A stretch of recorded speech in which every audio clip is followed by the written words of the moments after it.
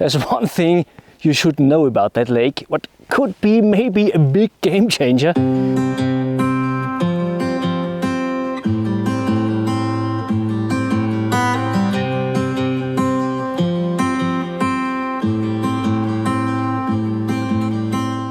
Hi my friends, very nice to see you, and welcome to one more landscape photography adventures here on my channel.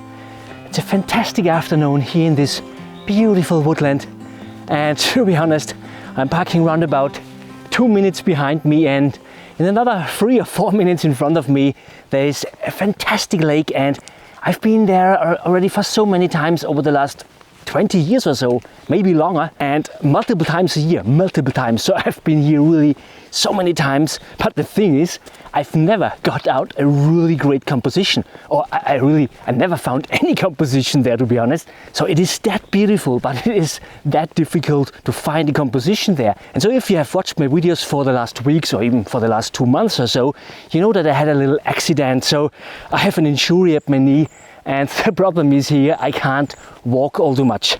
So I try not to walk more than 5 to 6 or maybe 7 minutes to a spot. What's really difficult in the moment. And honestly, in the beginning when I got my injury, I didn't think that I will be able to get out really great photographs. But when I have a look now at my photographs, what I got out over the last weeks, I'm really positively surprised. Especially with the photograph from last week. I think it's even the strongest photograph of this year so far, so absolutely amazing. And I thought it's maybe a good idea to walk to this lake where I know already there is no composition, and I think maybe it's a good idea to think about why it's impossible to find the composition there, because I think when I know this, maybe it will be possible to solve this problem and finally to get out maybe even a really strong photograph. I don't know. And you know, there's only one way to find out, so let's try for it.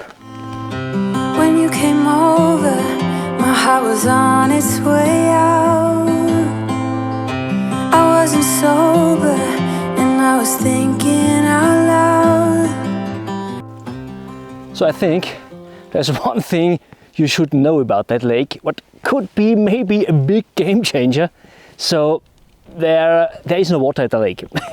It sounds absolutely weird, honestly, but yeah, when you have a look around,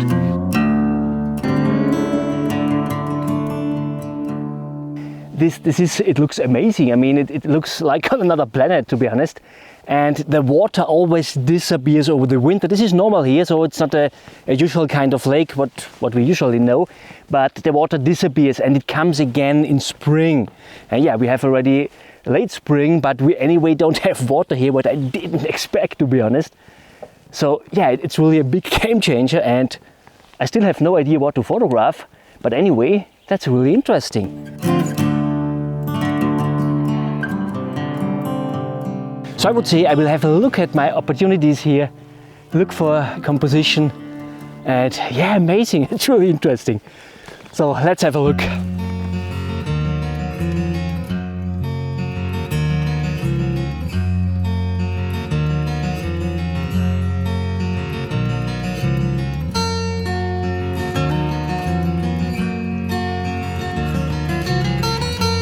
So I'm here now quite for a while, and yeah, it's really difficult to find a composition here.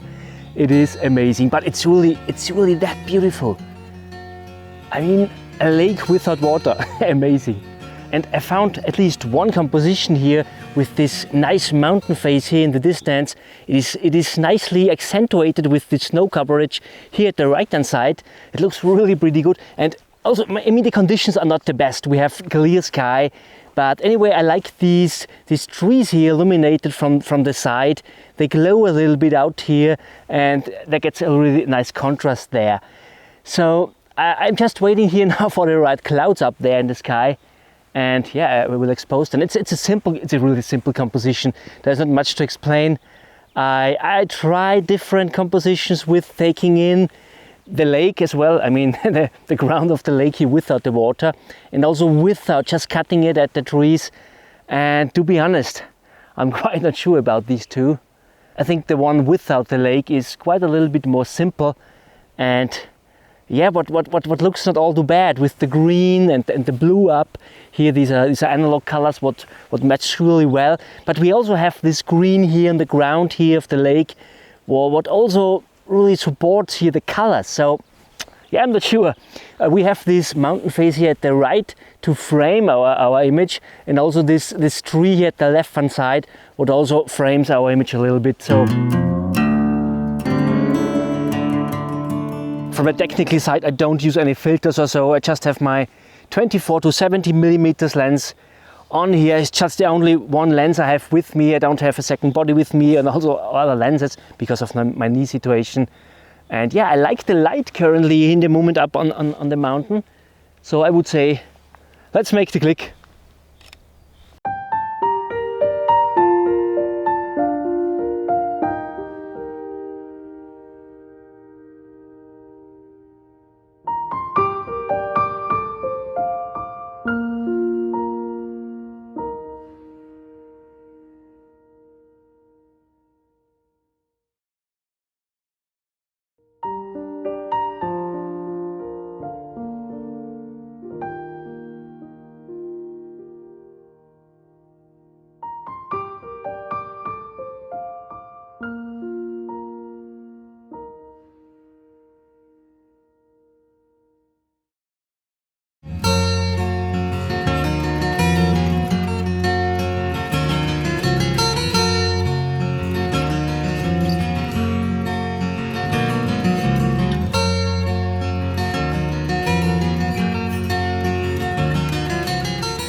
So I found one more composition, and yeah, it's really beautiful. I decided to come closer to this tree here, to this old trunk, to this old log here, and yeah, also with the same subject or with the same characters here. I have this accentuated mountain back there with the snow coverage. The only problem what I really have here, when you look here, I think you can't see it really from that perspective, but when you have a look from there where I am here now, you can see that the trees overlap the horizontal line of the mountain, and yeah, this doesn't look all too well, to be honest. I tried it with a perspective more from that direction, so where you're sitting here now in the moment, and I think from there it looks better. So you have a little distance between the horizontal ridge line of the mountain and the trees. But yeah, you can't always have everything. So in this case, yeah, I'm quite happy with this foreground and also with the pattern here on the ground, because yeah, as the water is away, it looks really, yeah, like on another planet. And this, I want to bring this into my composition, into my photograph. So yeah, it's also a really simple composition. We have the mountain back there, we have the trees in the midground, and this dead tree here in our foreground, and also the patterned ground here in our foreground. Also nothing special from the technical side, no filters or anything like that. I just wait for the clouds going at the right position. They always move a little bit. We have a little bit of wind up there, and yeah, then I will make the click. And I'm not sure if there will be any other compositions out here, to be honest, but you know, there's always one way to find out. And I like the clouds how they are in the moment. I would say, let's make the click.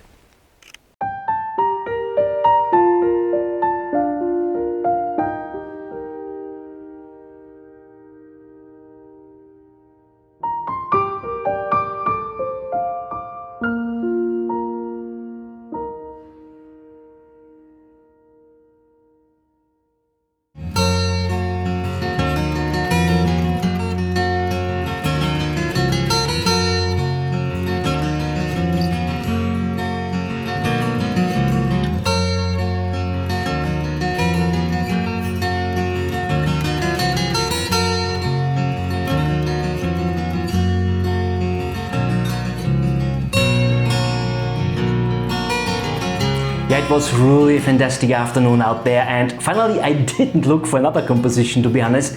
The thing is, yeah, this place is really close to a bucking place. I mean, this is good on the one hand for my knee situation, so that I'm able to get out photographs without walking all too far. But on a Friday afternoon, yeah, there come quite a lot of people to a place like that.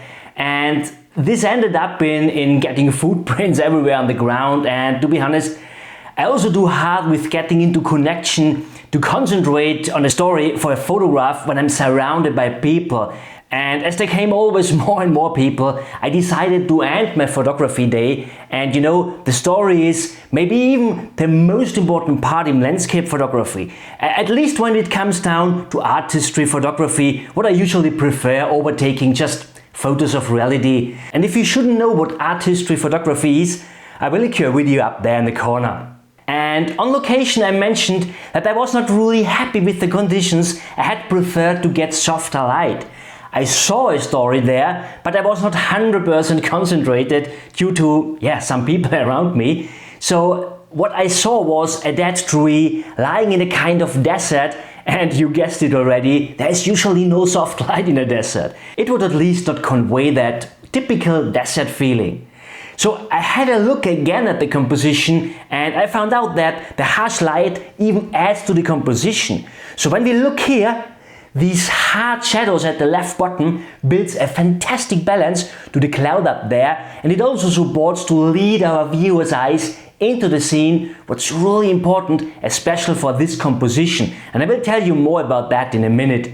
So this dead tree here is also quite nicely framed through the shadows, what leads into a fantastic isolation, and it even accentuates our dead tree, what is, after all, the main character of our story. As we get also some of the trees in the midground illuminated with nice sidelight, we get a quite fantastic connection between our dead tree and the living trees back there. And this adds really well to the story itself. Yeah, I totally like the story here. There happened anything to this tree what is supported by these green and yellow colors, by the way. We don't know exactly what happened. This is what we keep to the imagination of the viewers. And this is what makes it to a quite strong photograph for me.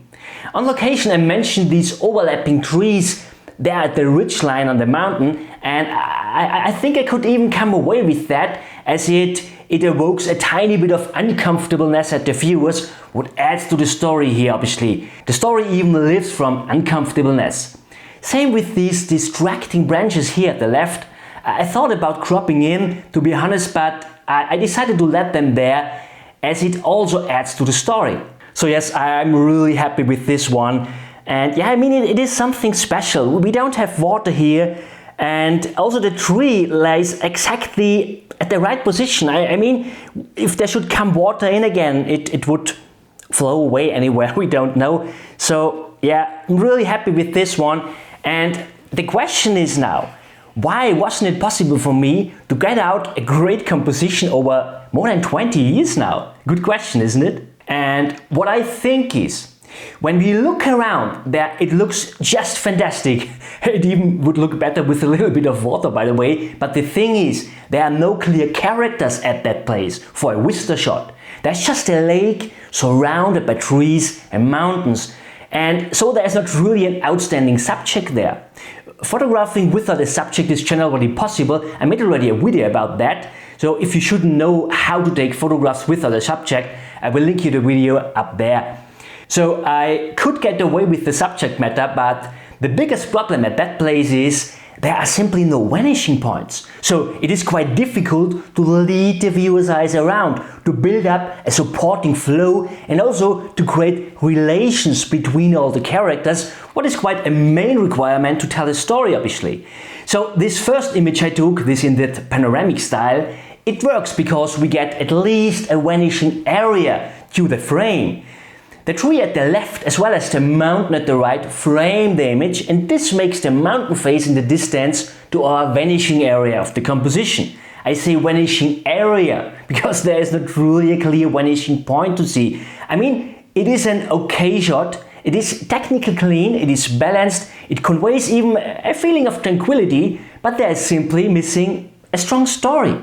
So for my final shot with the dead tree, finally I'm quite happy with these hard shadows in front, because it adds vanishing lines to the composition, what are usually missing at that spot. And so we get also a nice flow through this image and yeah, a sense of depth. And all these things led into a working composition and a photograph that makes me happy. My friends, I hope this was useful for you, or at least interesting. Whenever you struggle with building up a composition at the spot, think about vanishing points. And sometimes it could also be a good idea to go to places where you know already that there are no compositions there. I hope you enjoyed this video. If yes, I were really happy if you could give me a thumb up. And don't forget about your friends. Share this video on Instagram, Facebook, WhatsApp, email. Maybe this video will also be useful for your friends. I thank you so much for watching. See you next Saturday. Bye.